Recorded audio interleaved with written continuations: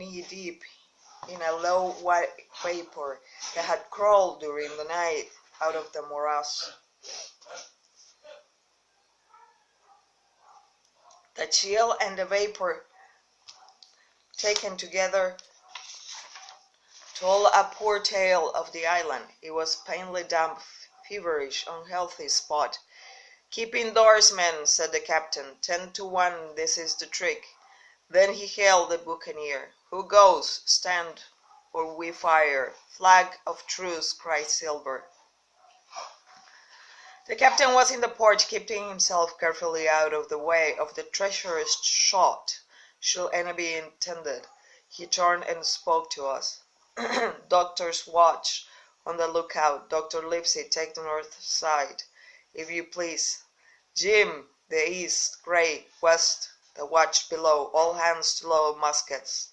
Lively, man, and careful." And then he turned again to the mutineers. "And what do you want with your flag of truce?" he cried. This time it was the other man who replied. "Captain Silver, sir, to come on board and make terms," he shouted. "Captain Silver! Don't know him. Who's he?" cried the captain. And we could hear him adding to himself, "Captain, isn't it? My heart, and here's promotion." Long John answered for himself. "Me, sir. These poor lads have chosen me captain after your desertion, sir," laying a particular emphasis upon the word desertion. "We're willing to submit if we can come to terms, and no bones about it. All I ask is your word, Captain Smollett, to let me safe and sound out of this here stockade, and 1 minute to get out of shot before a gun is fired." "My man," said the Captain Smollett, "I have not the slightest desire to talk to you. If you wish to talk to me, you can come, that's all. If there's any treachery, I'll be on your side, and the Lord help you. "That's enough, Captain," shouted Long John cheerily.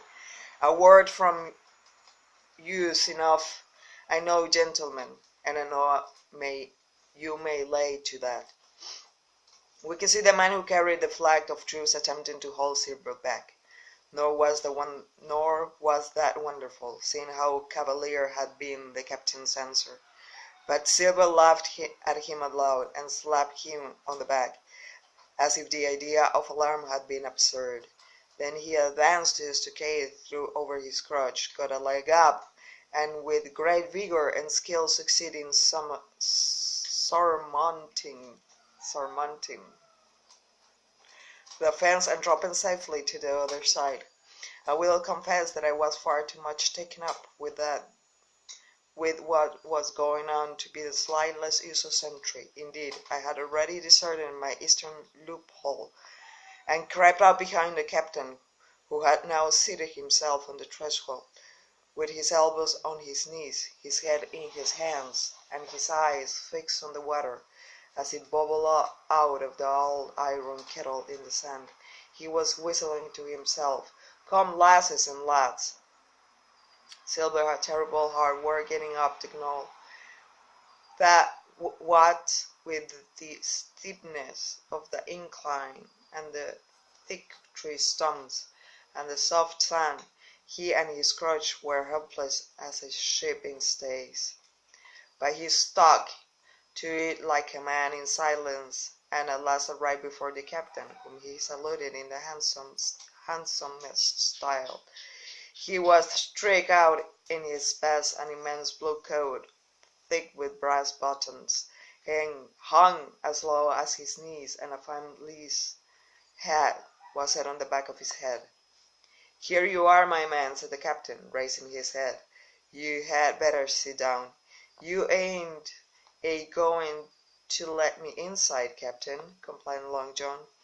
"It's a main cold morning, to be sure, sir, to sit outside upon the sand."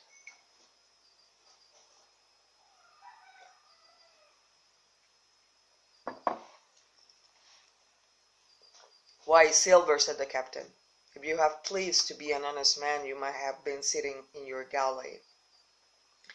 It's your own doing. You're either my ship's cook, and then you were treated handsome, or Captain Silver, a common mutineer and pirate, and then you can go hang. Well, well, Captain, returned the sea cook, sitting down as he was bidden on the sand. You have to give me a hand up again.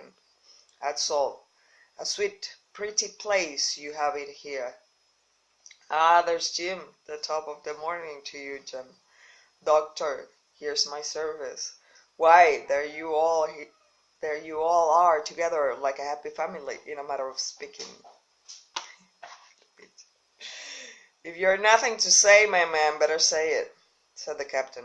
Right you were, Captain Smollett, replied Silver.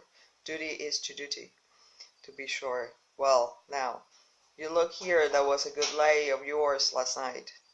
I don't deny it was a good lay, some of you pretty handy, with a handspike end. And I'll not deny neither but what some of my people was shook. Maybe all was shook. Maybe I was shook myself. Maybe that's why I'm here for my terms. But you mark me, Captain, I won't do twice, by thunder. You'll have to do sentry go, and ease of a point or so on the rum. Maybe you think we are all a sheet in the wind side, but I'll tell you, I was sober, I was only dog tired, and if I awoke a second sooner I had caught you at the act, I would. He wasn't dead when I got around to him, not he. Well, says Captain Smollett, as cool as he can be. All that Silver said was a riddle to him, but you will never have guessed it from his tone. As for me, I began to have an inkling. Ben Gunn's last words came back to my mind. I began to suppose that he had paid the buccaneers a visit while they all lay drunk together around their fire, and I reckoned up with glee that we had only 14 enemies to deal with. Well, here it is, said Silver.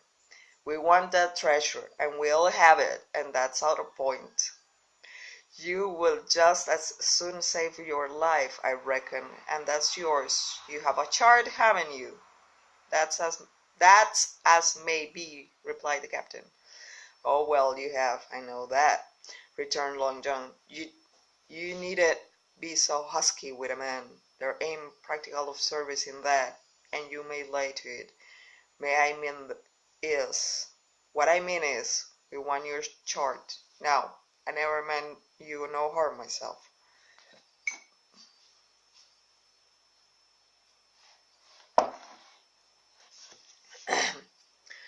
That won't do with me, my man, interrupted the captain. We know exactly what you meant to do, and we don't care for now. You see, you can't do it. And the captain looked at him calmly and proceeded to fill a pipe. If Abe Gray, Silver broke out.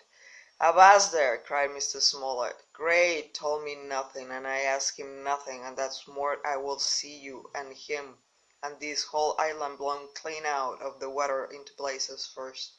There's my mind for you, my man, on that. This little whiff of temper seemed to cool Silver down. He had been growing nettled before, but now he pulled himself together. Like enough, said he. I will set no limits to what gentlemen might consider shipshape, or might not, as the case were. And seeing as how you are about to take a pipe, Captain, I'll make you so free to do likewise. And he filled a pipe and lighted, and the two men sat silently smoking for quite a while, now looking each other in the face, now stopping their tobacco, now leaning forward to spit. It was as good as the play to see them. Now, resumed Silver, here it is. You give us the chart to get the treasure by, and drop shooting poor seamen stoving off their heads while asleep. You do that, and we'll offer you a choice. Either you come aboard along with us once the treasure's shipped, and then I'll give you my affidavit upon my word of honor to clap you somewhere safe ashore. Or, if that ain't to your fancy, some of my hands been rough and having old scores on account of hazing, then you can stay here, you can. We'll divide shores with you, man for man, and I'll give you my affidavit as before to speak the first ship I sight, and send 'em here to pick you up. Now you all owns that's talking. Handsomer you couldn't look to get, not you.